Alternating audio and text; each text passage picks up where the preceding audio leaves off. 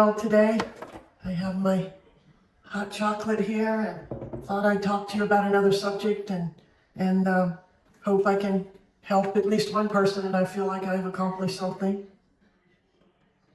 First of all, I want to say that I am not a licensed professional or counselor, although I've had quite a few psychology classes while earning my bachelor's degree in business and finance. My profound lessons in life have been from living life, a successful life, I believe, and having a beautiful family. Making the worthwhile goal of a happy family and a good marriage work is a fantastic goal, although it's not always so easy. Let's talk about some of the things that I wish I knew at 35 and how they could have helped me. Maybe some of these or one of these things will help you. The first thing is how fast time passes. There's so much wisdom in gaining this perspective the younger you can. Whether it involves problems with a child or a marriage that's not going as well as you thought it would, there will come a day that you will wish to have those years back, even with problems. By the time you're my age, you'll wish you had your youth back again. But you can learn wisdom and not make the same mistakes over and over again. Number two would be to seize the moment. When our children were young, we were always concerned about stretching the budget. Money was not plentiful. I look back and wish I could have not been as frugal as I was. My husband is naturally not as frugal as I am.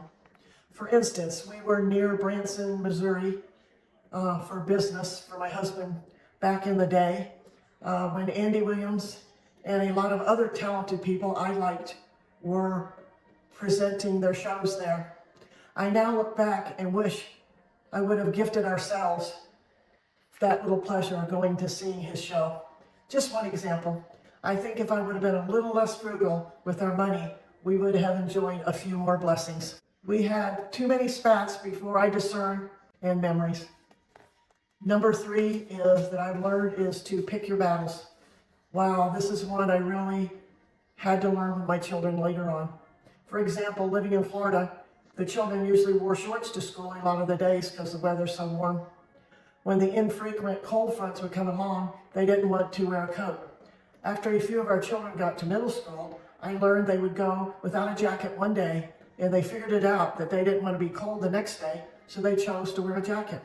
I thought I was protecting them, but this would cause unnecessary contention, when if I would have let it take its course, it would have solved its own problems. Just for one example. A big one is with my husband. We were married when I was 18 and he was 19, so we had a lot of little spats over trivial matters. That was 55 years ago we got married. What his wants were, and that a lot of them were not worth arguing about, especially when a decision was about something he had his mind made up about. Even today, as we have more financial freedom, he is a private pilot and likes to go flying. Even though it's not the most inexpensive activity he could do, I don't say anything because he enjoys it so much. He doesn't spend money on any other hobbies, so I'm glad he can have pleasure in doing his flying. Number four, Rome wasn't built in a day. It's a really great thing to realize when you're young. A couple of years after we were married, we saved and saved for a down payment on a little home that we bought first. We were so excited to have our home. Within a week of moving in, my mother-in-law came over to look at it. She expressed her disappointment in how small it was, even though she did not contribute a penny to the down payment. She compared us to her older daughter, who was quite a bit older than my husband, and had a house twice the size of ours. This bothered me a lot then. Now, with knowing what I've learned, it doesn't bother me at all. I tell my children, Rome wasn't built in a day, just like I wish my mother-in-law would have said to us, and that she would have showed her happiness for what we had worked hard for, this little home that we were buying. Over the years, my husband has gotten promotions. We have upgraded several times as our family grew. We have 8 children, 1 girl, the oldest, and 7 sons.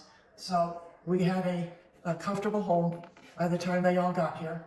Over the months and years, we've added furniture and things that we've wanted, and it all turned out just fine. We needed to just learn a little patience with life and with ourselves, and everything comes together.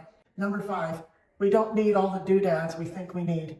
I wish, as far as material things, I would have known this when I was young. With all the advertising, it makes you think that you just can't go without something. But there are so many things we can do without and be just fine. A lot of small kitchen appliances come under this category. Number 6, how important self-discipline is. I like the quote that says, out of small things proceedeth that which is great. Little habits and behaviors do matter.